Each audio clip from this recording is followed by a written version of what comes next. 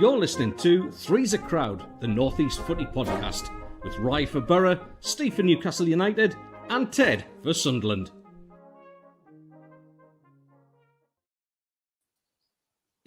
Good morning, everyone. Good afternoon, good evening, wherever you're tuning in from. Welcome to Three's a Crowd, the Northeast Football Podcast, where we talk about Newcastle, Sunderland, and badminton. That's right, badminton. If you don't know what badminton is, just get on your Googles or whatever, ask Grok or your AI, because that's all we talk about in the third Played with a cock, isn't it? Because so is that. Have a look at him. Have a look at him. The stud. We've got a model. We've got a model. Look at it. I for Weight Watchers. Who's not on the end? On the far left. He hates it. He hates it. Hey, I took Grays out of your goatee. Why is the true Geordie on there? It's like you're pointing at us both, telling us off. Do you know what I mean? If it's something stupid we did. Well, that's not new. Why is David Bellamy? David Bellamy. He's not going to know who that is. I like how Ted's left hand cocked, ready to go. Do you know what I mean? It's what? Sorry. Yeah, left hand cocked, when it's. Oh, sorry, me headset giveaway there. Is that Ted? I thought that was the Wrexham owner. Hey, I'll take that as a compliment. Kind of like how scruffy I look. And there's Ted at the top. That's definitely Ted. I can tell by the kite. Do you like it? I love it. Steve does not like it. That way. I mean, the camera adds £10, but I don't know how many cameras that Rye put on Steve on that one. That's ridiculous. You need to slim him down a little bit, Rye. How are you? No, I just used the same model for all three of us, so there was no. You guys, I tell you, there's not. You do a nice thing, ladies and gentlemen. You do a nice thing. Welcome to North East Football Podcast, the Three's a Crowd. We've got to talk about a lot of football. No football today. FA Cup for those interested. Man City versus Crystal Palace. But there'll be a little known another team at Wembley after an absolute screamer by Dan Ballard midweek. Something that took me by surprise. We had a little bit of a Twitter beef as well. I love it. It was funny and we've also got to talk about Newcastle wrapping up the season. Can they stay where they are to secure Champions League football? It looks like it's nothing but love in the Northeast, but we're all Middlesbrough.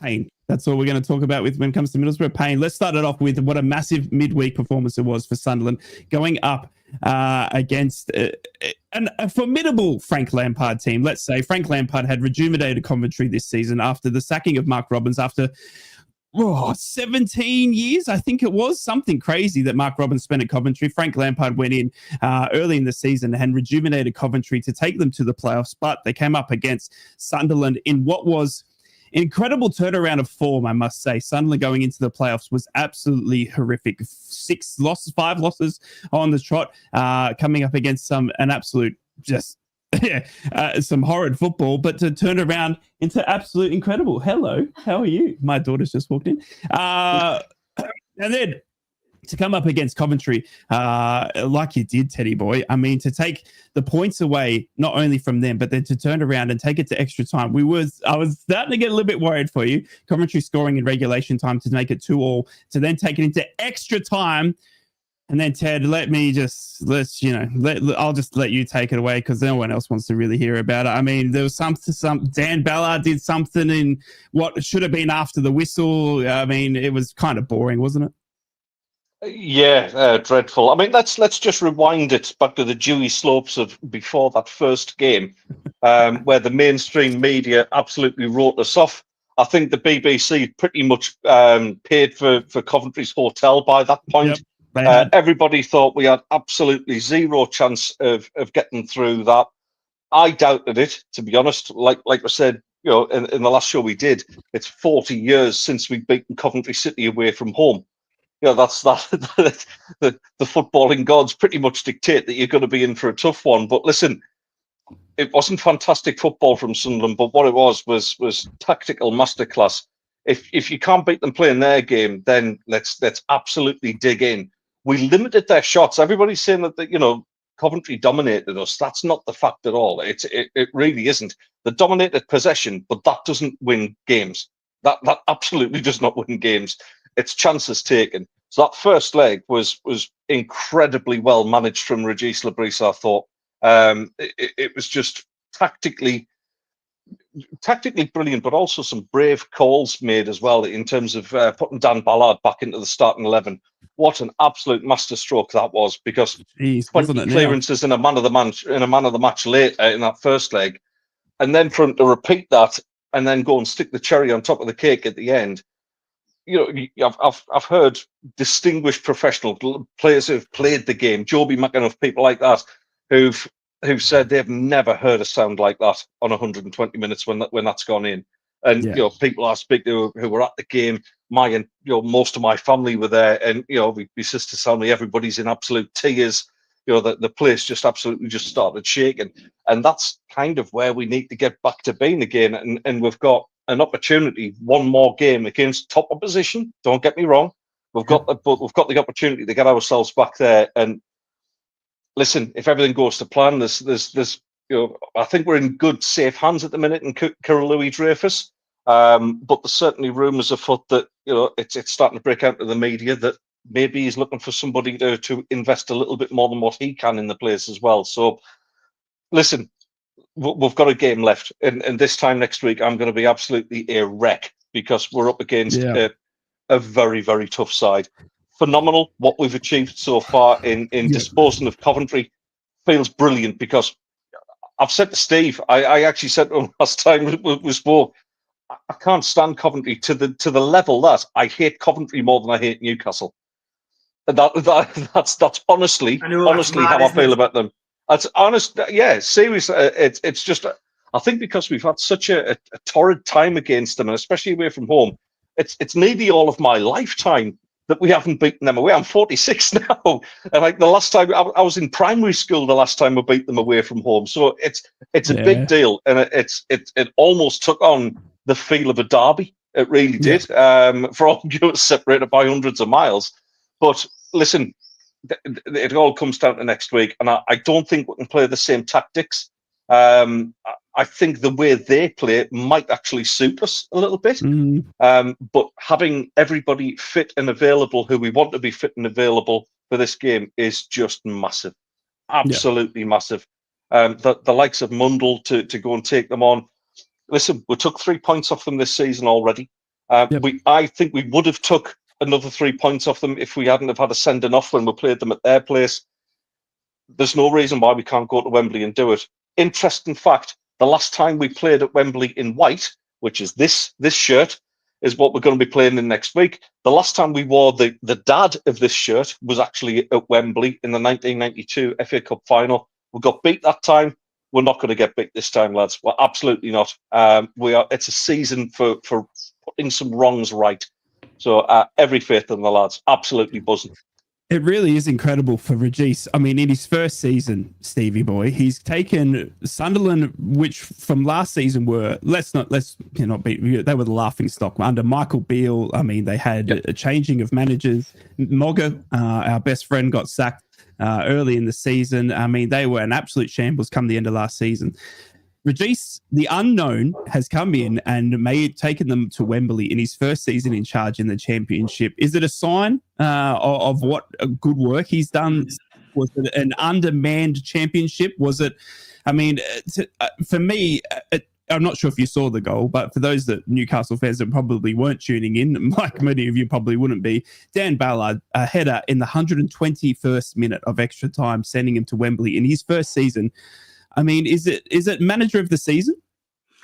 I wouldn't say manager of the season. I would just say, we've given him plenty praise on this show, all three of us, because of the way that he's gone about his job. You know, he's found a way to win, found a way to get a point out of a defeat, and ultimately, you know, he was a complete unknown when he came to the club. I remember Ted's reaction when he arrived, and you know, he was a bit more, I would say, level-headed than some Sunderland fans who were, you know, wanting the owner strung up outside the Stadium of Light. But you know what? He's come in and he's got the job, you know, almost done. People have been questioning his team selection, of course, over the last 6 or 7 weeks. Yeah. Been on a horrendous run going into the playoffs. We did say on here that maybe it's a gamble. Maybe he is playing Watson, for example, because he doesn't want to injure some of his best players. Maybe he was, you know, conscious of the fact that his playoff rivals would be sending people to come and watch them, and he didn't want to give anything away once they'd secured that playoff spot. On the flip side of that, you've got to keep morale up, and you've got to keep people's, you know, motivated at the club. And, you know, going into a playoff doubleheader against Coventry, who were the form team, you know, it was a hell of a gamble. But I watched both games. I watched both legs. I agree with Big Nige in the chat, who said that, you know, I think it was him who said it about the, no, it wasn't Nige. It was somebody else who said, it was Gary, I think it was maybe, who said Sunderland played better away. There it is, Gary V. I watched both Sunderland games and thought they looked better away. I'd agree with you, Gary. I genuinely do think Sunderland looked better away from home. They look more composed. However, I think a lot of people online ridiculed the flag wave off from the training ground for that game, but you couldn't argue with the atmosphere for the home game. The home game was superb. And I mean, you know, it was, you know, everything from the tifo, which was hanging from the stand, was incredible, that, to the, you know, the bus pulling in and the flares going off and all of that. I mean, look, Sunderland got it right on the day. And the team had to react to that, and the team did react to it. And they left it late. I'll probably go, because I'm in the centre halves union, I'd say Ballard was man of the match, deservedly so. Yeah. But I'd praise and say that his defensive performance was probably more important than the goal he scored, because Coventry could have had a hatful. And if it hadn't been for Ballard, Sunderland would have lost that game. The goal was a fitting end for Ballard's great performance. And for me personally, I couldn't give him high enough praise. Sunderland deserved it. They're at Wembley. They play Sheffield United against a team that's managed by somebody that none of us particularly like, Chris Wilder. I'd like Sunderland to win, because I want to see Sunderland back in the Premier League. And a lot of people who don't know Steve Wraith go, "Oh, I can't believe he's saying that." But yeah, I've said it. I said it when we did the radio show. A lot of Newcastle fans have said it. I'm quite surprised, but really encouraged by that. I want to see Sunderland in the Premier League. I want to play Sunderland, you know, and of course, it's a backhanded compliment, because we feel we could probably beat Sunderland home and away next season and get 6 points. But it's the derby. It's the derby, and you want the derby back. And if we only have it back for a season or a couple of seasons, at least we'll have had it. And you know, Newcastle fans who say they don't want to see Sunderland back, I let them have their opinion. They're entitled to it, just as much as Sunderland fans who'd say they want to see Newcastle in the same league as Gateshead. That's what rivalry is all about. But my opinion is, I want to see Newcastle, Sunderland in the same division. I want to see Borough there. I want to see Borough up there as well. It's you know, a couple of games where, you know, you're playing your local teams, and it's not far to travel for everybody. Football fans get, you know, pulled from pillar to post and have to go hundreds of miles, you know, thousands of miles through a season, but hundreds of miles for away games to places, you know, on the south coast. Let's make it difficult for the other teams now and get them dragged up here every other week. And, you know, that's what we want. But yeah, well done to Sunderland. Lebris has done a really good job. He's got to finish it off, though. It counts for nothing if they get to Wembley and they get beat. Well, let's talk about that. Obviously, it's a formidable opponent in Sheffield United, who absolutely blew Bristol City away. Bristol City's being touted as the worst playoff team to enter the playoffs in a long time. such was Sheffield United's performance that everyone thinks it's a shoe-in come Wembley, obviously, for Chris Wilder and his men. Coming down from the Premier League, they've got the parachute payments. They've got a formidable squad, Teddy boy. They've got a Kiefer Moore, a striker that you were quite fond of at one point, and obviously a strong midfield. How do you see your chances against Sheffield United come in Wembley? I have no doubt in my mind that Regis Lebris has been preparing for this all along. We talked about it. It's that risk that he took by resting players on the lead up to the playoff semi-finals. Apparently, I mean, when the formation was announced that we were away at Coventry and we're going 4-4-2, it raised eyebrows massively. And apparently, they've been working on this in training for weeks. They've barely been working on the league games on the run up to it. That it's just been a separate thing altogether. It's kind of right. Go out, go through the motions. The whole idea has been to look at these playoffs, and that's what they've been planning for. I've got no doubt in my mind at all that Sheffield United are a very good side. Kiefer Moore, obviously, you've got Tom Cannon there as well, who's a decent striker in his own right. Somebody who was very close to signing for Sunderland at one stage as well. But right now, would I swap them for Elysia Mayenda and Wilson Isidore? Nah, not at all. I think Mayenda is somebody whose confidence is right up at this moment in time. He's finishing well. He's leading the line well for a lad. He's just turned 20-year-old, and he's leading the line and taking immense responsibility on. He's playing very, very well. He's a bigger problem to them than what Kiefer Moore is for us. Right now, I trust our defence. All right, there was the goal they conceded. A little bit unfortunate, but to be honest, that Sakamoto is better than any Coventry City player that I've seen in recent years. That Sakamoto will not be at Coventry City next season. He's a tremendous talent. He was to be honest, if we get promoted, there's your replacement for Patrick. Absolutely, without a shadow of a doubt. But listen, I get it. United have got a good side. The right back whose name escapes me now, who they got from Leeds United at the end of last season. It's full of players who can play Premier League football, but at the same time they got relegated for a reason. So there's while it's not in any sort of doubt that they are of decent quality, so are we, and it's going to be a lot more evenly matched, I think, than what the mainstream press would suggest anyway. I think they can do it. It's kind of going to take a huge effort once again. I don't think, like I said before, I don't think we'll play the same way as what we did against Coventry. I think this will be the Sunderland that we saw at the first half of the season. That'll be a bit more high pressing. The thing is, which is brilliant, and what Regis Lebris has done now, he's put doubt in everyone's mind of how's he going to line them up, how's he been preparing them. And I think he'll keep Chris Wilder guessing all the way at the end. The biggest thing for me is we're going to have a game where Mundle starts with Lafay as well. And that for me is a major, major attacking threat. While we've got a defence and somebody in Dan Ballard who, for me, I love the way Dan Ballard speaks. He's so level-headed. For me, he's a borderline captain for me. The stature of the lad, the way obviously the other players seem to look up to the guy, even though he's a young man himself. Superb. We've got nothing to fear at the back. Patterson, I think, has been getting better as the latter end of the season has been going on. His distribution is miles better than what it was. Things are starting to click into place. Is it at the right time? Is it enough? Yeah, we'll find out on Saturday, won't we?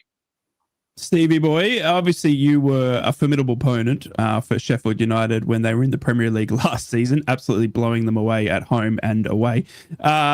Look, they're a team much like the top end of the Championship that seem to be bouncing in and out of the Premier League. We talk about the gap, the financial situation. We've seen the three teams that came up this season go straight back down. We've talked about teams like Sheffield United, Leeds United, Burnley, who are coming back up at the first time of trying. I mean, is it all written in the stars that Sheffield United will just blow Sunderland away and come back up for a formidable, torrid season in the Premier League? It's not written in the stars because it's a one-off game. I think that's what Nigel just said in the chat. But it is a one-off game. Anybody can win at Wembley. We've seen it with Newcastle this season. Everyone had it as a formality that Liverpool would win that cup, and Newcastle won it. 73, Sunderland did it. Borough's done it. We've all been there, done it, and got the T-shirt as far as winning one-off games at Wembley's concerned. So, yeah, anybody can do it. It's a huge game, and it's about playing the game and not the occasion. And I think that's the key. Sheffield United could face heartbreak. How many times does the team that doesn't finish in that illustrious third place miss out? And, statistically, I think that's the key. So, yeah, we did it against Charlton. This does feel different. It does feel a bit different. It does feel as if Sunderland have got the momentum now after that double header against Coventry, and it does feel as if perhaps this is the season at the North East where both teams go to Wembley and win. We've had so many seasons where both teams have gone to Wembley and not won. So maybe this is the season that it comes good for both teams. Do you want to just take 30 seconds to explain what Wembley is to the Borough fans, mate? We're losing Ted. Unfortunately, the connection's dropping out. Such is his massive head. Good question that came in the chat from Stapleton, who asked, why does everyone dislike Chris Wilder? Just a general question. Well, it's a good question, and it is something we joke about a lot in this show. For me, as a Borough fan, we did have Chris Wilder as our manager, and while he was managing at Middlesbrough, he was touted with the Burnley job. And in fact, he actually went and put his name up for it and interviewed for it while he was managing our club. It led to massive reports, him saying that I'm a manager just like a player. Why wouldn't I chase a bigger opportunity? Well, at that stage, Burnley were in the same league as us, and we were absolutely irate with him, and we've never liked him since. Teddy boy, your passion for Chris Wilder, your opponent at Wembley in nigh under a week, mate. Your thoughts on Chris Wilder? He's rude and arrogant, and he's just got no kind of how can I put it? Just no sense of like decorum. I've seen other Sheffield United managers, the likes of Warnock, where Warnock's a character and he winds people up, but there's a decent guy behind it all, and even the way Frank Lampard sort of conducted himself after the game. He showed some decency there, I thought, at least. Whereas, I just don't like him. He's arrogant and rude. That's the main thing for me. And unnecessarily, there's nothing to back it up. For me, he's achieved a promotion. He also took them down again. He went behind the existing manager's back to get his old job back. And I just think he's an arrogant, rude snake. There you go. There you go. Stevie, obviously you've experienced much of Chris Wilder in the Premier League. In fact, I believe he once ate a referee was once eating a sandwich in his presence, which was absolutely disgusting. Your thoughts on Chris Wilder? I just think the way that he goes on is a step too far. I just think he doesn't show the same kind of level of respect and decorum that certain managers do. Newcastle's Eddie Howe is a prime example of how you should behave as a manager. Win, lose, or draw. Show some respect to your opponent. Show respect to your team and for yourself. In particular. And Wilder's he's a flashback to probably those managers from back in the 80s, and he's a dinosaur. It's as simple as that. And I just think you can't go on like that anymore. And he needs to be checked. He needs to be maybe spoken to a little bit more severely than some other managers. But that's the reason I don't like him. There you go. There you go. Great question in the chat. Can you give us 2 seconds? I promise I'll be back. It's just Mrs. Ted is trying to put the TV on, and somehow she's managed to connect my Bluetooth headphones to the TV. Okay. All right. Good job. It's not a live show. We can actually edit this bit out, can't we? Yeah, we'll do that. Brilliant. 2 seconds, lads. Let's change the gears anyway. Let's talk about Newcastle United, Stevie. We've got a couple of massive last games of the season to secure Champions League football once again for Newcastle United. What a massive ending to a fantastic season where you've already won a cup in how many years of waiting, mate? I mean, would this just be the cherry on top? You have got two massive games, Arsenal and Everton. Arsenal away, and then Everton to finish at St. James Park, mate. How do you see Newcastle's season ending up? Those two games, I mean, Arsenal obviously a tricky one. Everton under David Moyes seem a little bit rejuvenated, but Newcastle looking to get maximum points, mate, where they can finish third in the Premier League, which is, again, a massive achievement and another feather in Eddie Howe's illustrious cap. I mean, we could finish second, first and foremost, right? Newcastle United play Arsenal tomorrow at Arsenal. It's the shootout for second place. Yep. Newcastle win tomorrow, then they go a point above Arsenal with a game to play. Newcastle's record against Arsenal is exemplary. They've played them 3 times. They've beaten them 3 times. Beat them 1-0 at home, beat them 2-0 at home in the Carabao Cup, and beat them 2-0 away in the Carabao Cup. So we've got a bit of a hex over Arsenal at the moment. They are obviously missing centre forward. They've never had a centre forward, since maybe 3 or 4 months ago. They've now lost Marino to suspension, which is a massive bonus for Newcastle because he's been their makeshift centre forward. Declan Rice has been back in training this week, but to be fair, Declan Rice hasn't done a great deal against Newcastle when he's played. What will maybe set Newcastle back slightly is just availability of players. Sven Botman, went off a game with a knock last week. Nothing severe, but could keep him out of the game. Kieran Trippier is not going to be available. It looks like we are literally down to the bare bones with our back four, and means that probably Kraft will have to start. Jamal Lascelles, I can't see him starting. He's only played, 10 minutes coming on as a sub and then played behind a closed doors game this week. But clearly, he'll be available on the bench, Eddie said yesterday. So it's the back four that's a concern. However, with Arsenal not having centre forwards, I'm not too concerned about that. What we need really is just to look after our own results. We win these 2 games. We finish second in the Premier League. We're in the Champions League. We draw tomorrow and we win against Everton. We're in the Champions League. We finish third.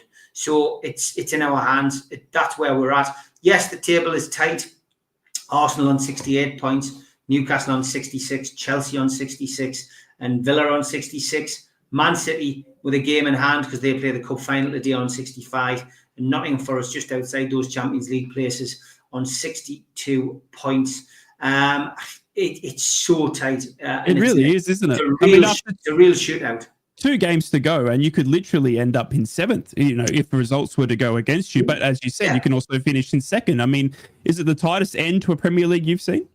For me, yeah, other than, league titles being decided on the last day of the season, there was actually football before the Premier League. I remember that infamous Liverpool-Arsenal ITV shootout where Arsenal went through and scored. Michael Thomas in the dying minute of the game. And that was phenomenal, Kenny Dalglish scoring for Liverpool against Chelsea, again, another goal that, lifted the title at the back end of the season. Steve Bruce, I think, as well, scoring for Manchester United, in a title-winning game. So these things do happen. Who could forget Aguero and that wonderful bit of commentary from Martin Tyler. So that, there's been some wonderful ends to the season. Yeah, not wrong. And even in the Championship, it happens. Newcastle, second place behind Brighton in the Championship under Rafa Benitez.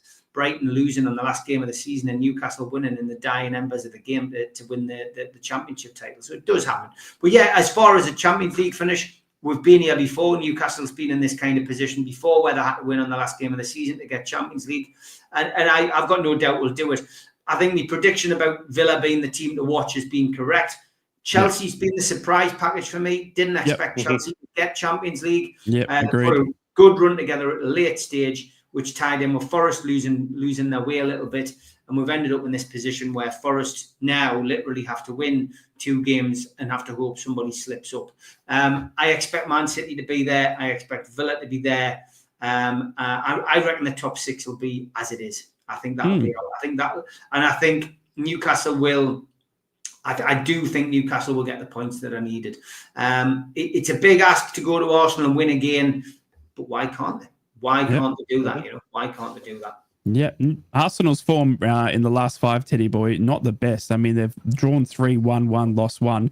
Nottingham Forest, I think, are all at sea. I mean, their biggest concern is keeping their owner off the pitch for the next couple of games, and then you've got the rest of the teams in and around it. I mean, Newcastle with Arsenal away, Everton to go, they are sitting 3rd in the Premier League. Teddy boy, it's a very, very tight finish, much like we saw in the Championship, where the last day could decide it. Newcastle already won the silverware this season, mate. They could finish 2nd. I mean, Eddie Howe, feather in his cap, an illustrious cap that it is, could see Newcastle United 2nd in the Premier League. Well, yeah, I mean, much like myself, it's a very tight back end, isn't it? Yep. Excuse me. We saw the photos. We didn't. I was young. I needed the money. Listen.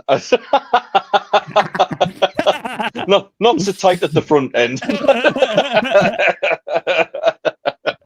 No, listen. I think it's been a phenomenal season for Newcastle as it is. If the final whistle was blown now on everything, I think that's a massive success. I just can't see how they're not going to finish 2nd, though. Because in terms of the form, I think Arsenal are off the boil. Losing Mourinho, like you say, is a big loss for them. And you're right, for all the great season I think Declan Rice has had, he just doesn't seem to turn on against Newcastle. So you'd be hoping it's no more Mr. Rice guy. Sorry, no. I'm ashamed of that. Cut him. I'm actually ashamed. I'm sorry. Play the cat. No, play the cat. Speaking of which, that's coming up. I noticed the neat little segue. Yeah, okay. Make it subtle, Ryan. Nobody will know. No, listen, a phenomenal end of the season. I want them to get Champions League football, because if we do get promoted, we are going to need them as tired as possible if we are going to try and get any result out of them. So, you go for your lives. You get Champions League football and get 2nd, mate. That's exactly what we want you to do. No, I just see a strong end of the season for them. They've been mightily impressive. Yes, it sticks in my throat. People think I'm some sort of closet mag. I'm not. I want to see them get beat every single game, but it doesn't happen. And you've got to be logical about this and say they're a very, very good side, and they've been a good side all season. I completely agree. I absolutely think they will finish 2nd this season, and it wouldn't be ill-deserved in any way at all. Well, we've got a lot more to come and talk about on the Three's a Crowd podcast, but it is time now to sit back, relax, and have a bit of a laugh, because it's time for...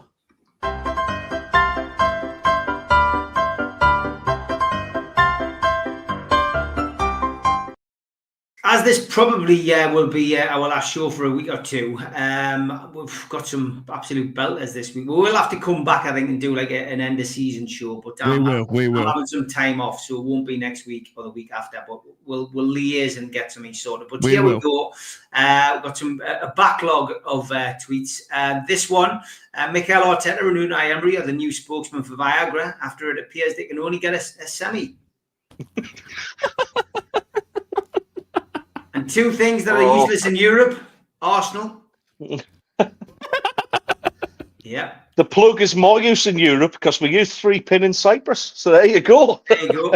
League titles in the last 20. League titles in the last 20 years. Oh my God. And we've been the best team in the world for 2 years now. Yeah.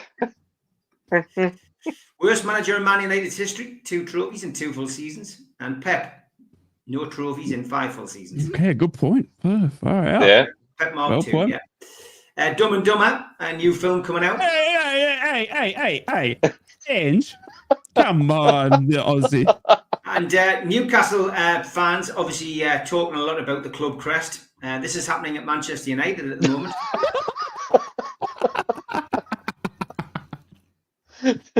And Arsenal have dug up the pitch at the Emirates to plant potatoes, so that way they'll have something to lift at the end of May. And in German football, it is over. It's done. And he didn't miss an opportunity to ask where he could buy a trophy. Fair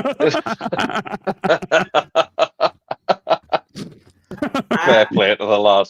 Here we see Derulo imitating Mbappe at a recent award ceremony. Oh my God. And we've all had this feeling, lads, when you finally stop at the services on an away day. Amen. And this was a great one. Wouldn't it be great if the club put out a scarf on every home seat in the Stadium of Light for our home game?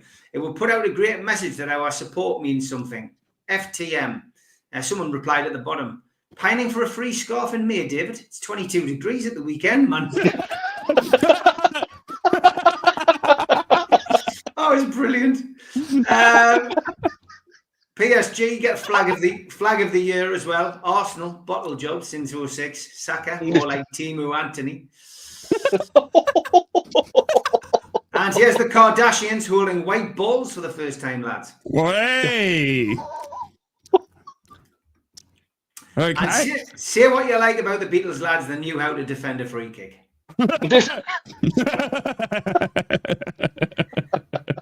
And this went viral. Leaving your boyhood club that's on the up for a satanic plastic institution over in Spain just to be with your alleged boyfriend Bellingham. Just come out of the closet, mate. You won't be welcome back here to watch games. You'll never be welcome back in the city, Judas Rat. Newcastle supporters worldwide said, look like the Scousers are unhappy he's left. That's about Trent Alexander-Arnold. A bit strong. Not everybody likes getting substituted. And we are coming into Sandcastle weather, lads. Here's a belter, the San Siro. Oh, very good. Well done. Well done. Very good. Julius sent this one in. When I was a young lad, I remember the joke being 3 North East teams have one thing in common. Newcastle have got Woodgate, Middlesbrough Southgate, and Sunderland Relegate. I love this one on Football Away Days. Absolutely class what this dad did for his son on the day he was born. 18 years ago, I bought the current, at the time, Coventry shirt in adult size and I put it in a padlocked box. The box has been hidden and untouched since it was locked in 2006. 18 years ago today, my first son came into this world and he's had no idea that the now retro shirt from the day he was born has been waiting for him all this time. Quality that. Isn't that lovely getting a Coventry shirt 18 years after you've been born? Have you seen the comment below that? Oh, I did, yeah. Yeah. Well, come on, we'll reveal it. I added a comment to that post saying, I'd rather have been adopted. Yeah. It's a classic, absolute classic. This was great. You see what I put on there. I love this. You've got to ruin. Yeah, this was brilliant as well. Sunderland moved the advertising ordinance closer to the pitch to stop Coventry's long throws this evening is unreal shithousery, and it was. It worked. We had a lot of action, of course, in Rome with a new pope. Rangers are close to a new manager. And congratulations to the new pope as well. Big football fan. I didn't realise when you've got massive 12 and Millwall away at 3. Jamie, thanks for this one. Is this the way to Lithuania? Bayern Munich, I'm off to Albania. Thursday night in Transylvania. Conference League awaits for me. That's from a Nottingham Forest fan. Thanks to Ted for this one as well from Rainy. I can't believe this. Amazing that somebody would actually do that. And the winner this week is this one. The Metropolitan Police have asked Sunderland fans not to take flares into Wembley Stadium, even though that's what they wore the last time they won there in a major competition. That's it for the cast for this week.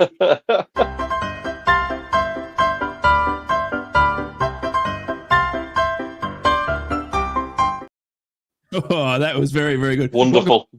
The Northeast Footy Show podcast. We've been talking about Newcastle's attempts at landing Champions League football, Sunderland at Wembley, and we have spoken about the other club, the third club of the Northeast, Middlesbrough. It is time to discuss so little about what's happened to the Mighty Reds towards the end of the season. Obviously, faulting at the last day against Coventry led to nothing for Middlesbrough. In fact, finishing 11th for Michael Carrick's Reds.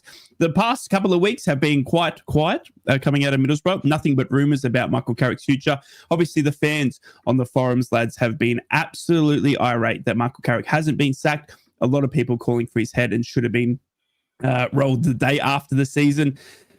I think there's been a bit of calmness in the way the club's doing it. They're obviously investigating and looking at the way the season ended, the way we missed out on the goals, the way the recruitment went in January. There's a bit of talk about that, but obviously that takes time, and the club have also sent the players away on their deserved break as well. Not some of them, but some of them did deserve a break, that's for sure. The rumours are floating around now for Hayden Hackney. Obviously, player of the season for Middlesbrough, also got into the championship team of the season as well, linked with Porto in what is a rumoured £25 million move, which is incredible for Hayden Hackney. But we at Borough think it should be worth more. Lads, let's just quickly cover off on Michael Carrick. We did see a question in the chat as well that I will ask the lads as well. Michael Carrick, I believe, will be at Middlesbrough at the start of next season. I don't think he's going anywhere. I think he signed a new long-term deal in the summer of last, which means Gibbo wouldn't be willing to pay that up. Plus, I think Gibbo wants to give him the time to turn it around. We know how trustworthy Gibbo is with giving managers as much time as he can.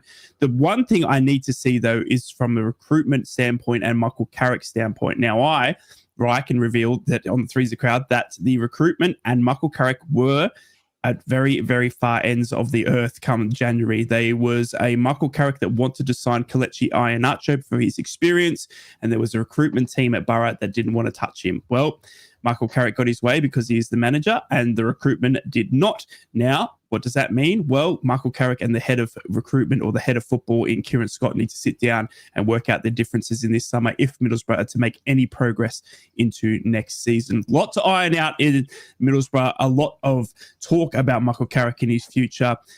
Teddy boy, we'll start with you because you're the envy of every Borough fan at the moment. We thought starting off at the start of the season that we would be the one at Wembley, if not higher than that. We are not. You are. As much as it sticks in my throat, I believe Sunderland have got the model correct in going for the youth as well. Middlesbrough have got Johnny Howson, who turns 37 next week, and he's obviously looking at getting another contract for next season. Michael Carrick, mate. Is he a manager that you think Middlesbrough will have again next season, or would you see him being replaced?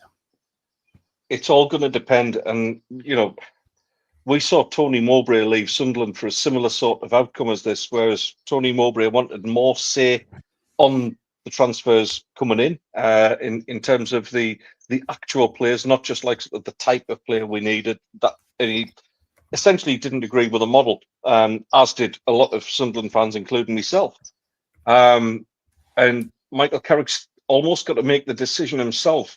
Is that what he wants to work under? Does he trust that that management team that's put in place for recruitment, the likes of Kieran Scott, who previously have actually got it very, very right as far as Middlesbrough is concerned? So does Michael Carrick kind of realise that, yeah, okay, that's not my part of the job? It used to be, don't get me wrong, all three of us here grew up in a time where football clubs were managed by the manager. Yeah. Even down to wages and things like that. That was all under the manager's remit of what people got paid. But we don't live in them times anymore, unfortunately. And Carrick's got that decision to make. And I when it's gone that far, where he's gone that far against what the recruitment team wanted to do, and it's backfired on him, I can't see Carrick being there next season. I really don't. I think it'll be somebody else coming in. I think it'll be somebody else who wants to get back in at a good standard of Championship football, a team who could look at promotion. I don't think it would take that much of a push to get Middlesbrough to where we've ended up this season. I really don't think that at all. It's just a little bit of tinkering with the recruitment that needs to be done. And spend that money wisely. If the likes of the Latia Lath sale, obviously none of that money's been spent, so to speak. And with maybe the likes of Hayden Hackney going, then that's got to be reinvested as well. Somebody like a Sean Dyche, possibly. I think Sean Dyche would maybe fancy that. I can't see a Premier League side that's probably going to go for Sean Dyche at this moment in time. So somebody like him, I can see coming in. I just can't see it being Carrick, mate. I think there's a good manager there, but I think this is all part of his learning curve as a young manager. That, without wanting to sound too mean to him, you've just got to learn your place in these things. Steve, obviously Middlesbrough, from a fan's point of view, are the laughing stock of the Northeast. Obviously Newcastle winning a cup, Sunderland making it to Wembley, mate. Out of the three Northeast teams this season, Middlesbrough have been the worst. And it's something that hasn't sat well with Middlesbrough fans, obviously shifting all the blame to Michael Carrick. The season is now done for Middlesbrough. Michael Carrick did sign a new 4-year deal of last summer, or even a year into that. 3 seasons now Michael Carrick has had at Middlesbrough, obviously taking us to playoffs in his very first, and then finishing 8th, and then finishing 11th. So he is going a little bit backwards, but obviously keeping us safe in the championship. Is it time for Michael Carrick to step aside? I mean, we said a couple of weeks ago, it probably was. It's, it's one of those things. It just seems as if it's gone stale. It really does, and that's the problem. The Borough face. Do they continue with a manager who, when the push comes to shove at the end of the season, didn't seem to be able to get the best out of the players? We've got to be fair to him in a sense. He lost players. He lost players in the transfer window. Last summer was a big blow, losing key players. And have they replaced them adequately? That's not Carrick's fault. That's the owner's fault, and the person that he puts in charge of recruitment. So it's a tough one, isn't it? And the only man who can make the decision is Steve Gibson. He knows what he wants at his football club. Michael Carrick comes across as a really nice guy, very professional, and I think given the tools, he can do the job. I guess the big question this summer for Borough fans is, are they going to give him the money and the backing to try and get into the Premier League next season? That division is getting harder and harder to get out of and easier to get into. And that's a major problem at the moment, the championship for Borough, because Borough are stuck in the middle of it, and it's not a positive season for them. And I tipped Sunderland and Middlesbrough both to get to the playoffs this season. Middlesbrough missed out by a fine margin, but that fine margin, just means you've got another season in the championship. So it's a big summer. It's a big decision to make, and it'll be interesting to see what Steve Gibson does. I have a feeling though that if the trigger was going to be pulled, it would have been done by now. I guess that Carrick's going to be there for another year. Yeah, I have the same feeling, to be honest with you, Steve. I think it's going to be a big summer still. I think there's going to be a bit of talk around the backroom staff.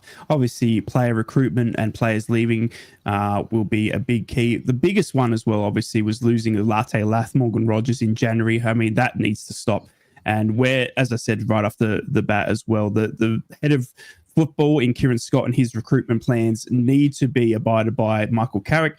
That's the reason that Ted, said it as well. Michael Carrick is the head coach. He's not the manager. The reason that football clubs employ heads of football now is so that managers can come and go, but the squad fluidity kind of stays the same, and that there's someone directing the way the squad wants to look, and then you just want to get a coach that can get the best out of the lads on the pitch. Well, Michael Carrick hasn't done that this season. He didn't do it last season either. Now, injuries could be a buy of that. Well, is that down to Michael Carrick and his training methods as well? Something that all needs to be looked at and dissected.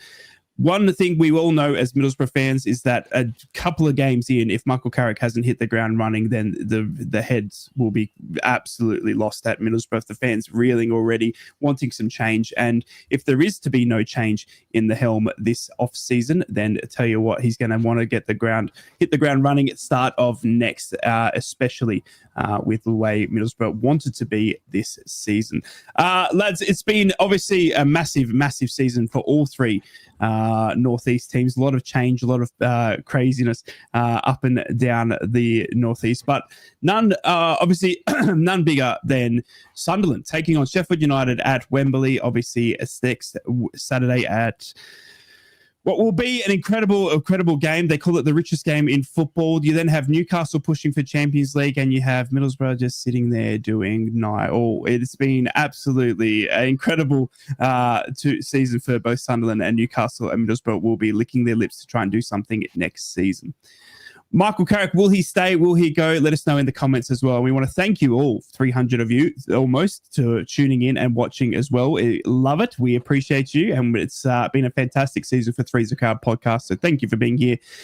In fact, let's get to some of your questions, because there's been absolutely fantastic questions coming through. One that we had earlier in the piece, lads, was there's 3 to 4, possibly 5 clubs that are too good for the Championship, but not good enough for the Premier League. How are clubs like that going to close the gap and manage to avoid relegation? Well, we know 2 of the 3 teams are coming up. Steve, we'll come to you, mate, in the Premier League. We know Leeds and Burnley are coming up under Scott Parker and Daniel Farker. Got to be careful how I mentioned that one. Coming up, and obviously between Sheffield United and Sunderland. Obviously, Sunderland is the unknown. They haven't been in the Premier League for a long time, but Sheffield United obviously coming straight back down. How do you see the best way that the Premier League and the Championship can close that gap so teams coming up have a chance? We've seen the 3 teams go straight back down. Ipswich under Kieran McKenna, fantastic coach, I thought. Southampton were absolutely abysmal. They came up with Russ Martin and changed their manager, and now they're going back down. And it just seems like the gap is a step too big for teams that are dominating the Championship. In what we've seen, Leeds and Burnley will likely struggle in the Premier League. Yeah, I mean, it's always difficult for teams coming up. The gap has grown like bigger each season. I think a lot has been made of the fact that the last couple of seasons, the 3 that have come up have gone straight back down. Leeds and I think whoever comes up between Sunderland and Sheffield United, Sheffield United have had the experience recently. Burnley, of course, they're all teams that have been yo-yo clubs. You've got to learn something from each experience that you go up and come down. It's again down to money, and it's down to investment, and being able to compete by keeping to the rules, the PSR rules.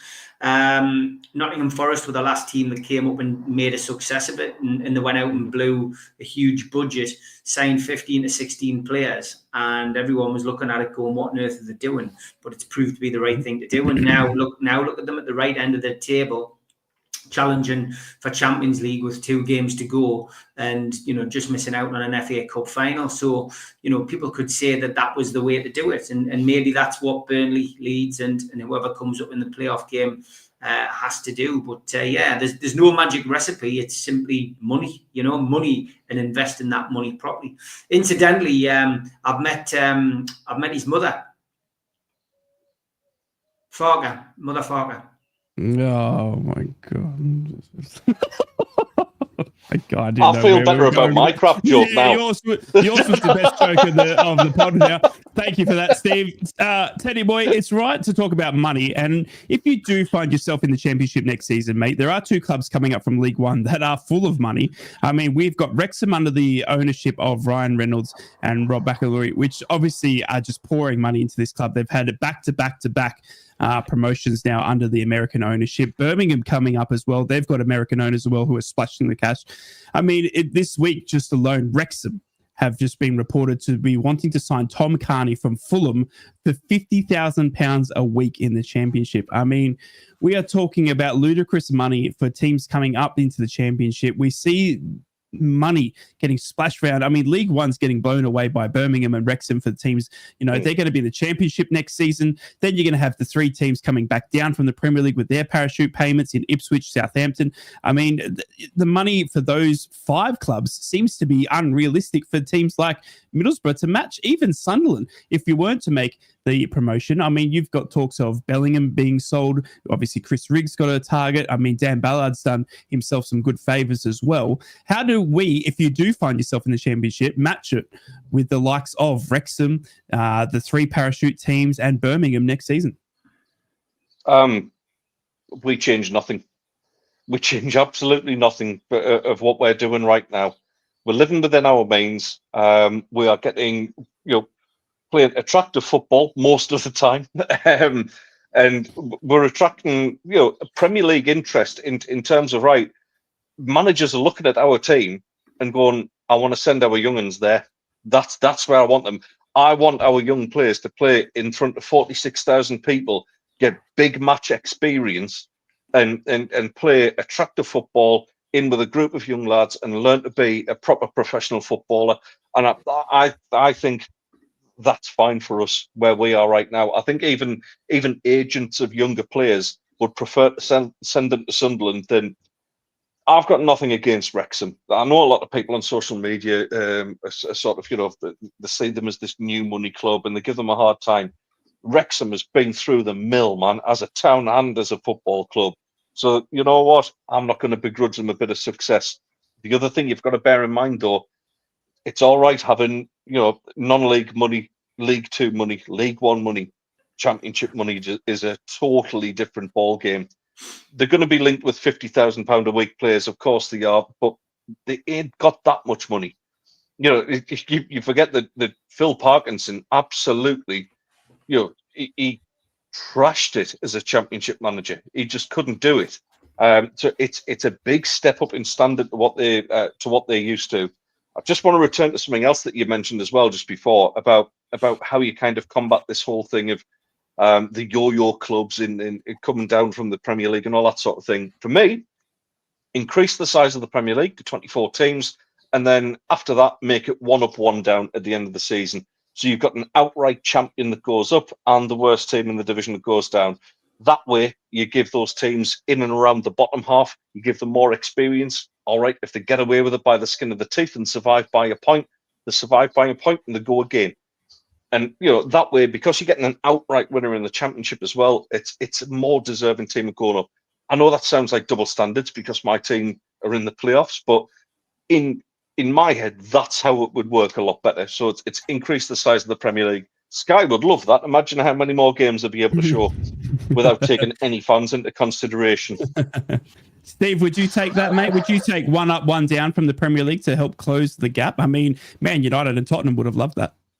It's a good suggestion. I don't think the Premier League would ever do that. I don't think powers that be would do that. They're more interested about making money than anything else. They're not bothered about individual teams, and the playoff game is a huge earner for everybody involved. And it all comes down. It all comes down to TV. And as Danny says in the chat, 24 teams will be too many games for the European teams. So yeah, it comes down to a lot of different factors. But yeah, it would be interesting. But is there a solution to it? I'm not sure. Well, just before we wrap things up here on the Threeser Crowd, we've talked about, obviously, Sunderland with their massive Wembley trip. If we don't get a podcast out, we're going to need some predictions, lads. Let's quickly get into it. Sheffield United versus Sunderland at Wembley. Winner goes to the Premier League. The loser is in the Championship again next season. Steve, Sheffield United or Sunderland for you out of Wembley? Sunderland to win 2-1 after extra time. Extra time winner there. Teddy boy, obviously Sunderland coming up against Sheffield United, mate. Your scoreline for what will be one of the biggest games of your life? I'm going to go for a familiar Wembley scoreline to Sunderland fans. I'm going to go 1-0 to Sunderland. Wow. There you go. I'm actually going to go for 1-1, and I think Sheffield United might do it in the penalties. I think it's going to be an interesting watch for me. Let's quickly talk about God, Newcastle. All three of us didn't go for a win. Newcastle obviously are taking on Arsenal, obviously, in a must-win game for Newcastle to try and get into that second spot. Teddy boy, do you see Newcastle getting the win against Arsenal to take that second spot? I do, and I think it's going to be a little bit more convincing than what people think. I'm going to go for 2-0 to the Geordies. Ooh, I think it's going to be a 0 or draw, and it'll come down to Everton for me. Stevie, Newcastle v Arsenal? Yeah, I've gone 2-0 as well to Newcastle. I think they'll win 2-0. I think they'll win. I think they'll win against Arsenal and go above Arsenal. I think it'll go down to the last game for who finishes second. I think Newcastle's game, which they'll struggle in, could be Everton at home. Pickford lies in wait, and I'm sure Pickford will be licking his lips at the opportunity of trying to have a game of his life to put Newcastle's bait up, so to speak. I mean, he was watching Sunderland, wasn't he, in the playoffs? 4 points out of the next 2 games, though. I predict Newcastle will probably finish. I think they'll get 4 points out of the next 2 games. I think they'll finish third. third. And Teddy boy, where's Newcastle going to finish, mate? I'm going to stick to what I said before. I'd be a lie if I didn't. So I'm going to say they're going to finish second. Wow. We haven't done the Borough game prediction. Oh, I'm also going to say third. And Sunderland. Actually, I'm changing my tip to Sheffield United winning 6-0. This is Middlesbrough fans. This is where their season went.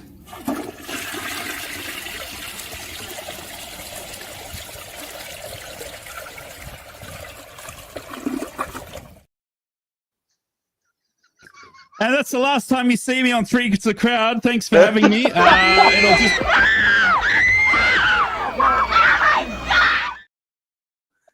gone down well, that, right? Yeah, it has gone down well, that, I tell you, honestly. But look, just before we go, lads, I do want to quickly announce, obviously, Newcastle United coming out midweek, obviously, and saying that they're going to change the badge.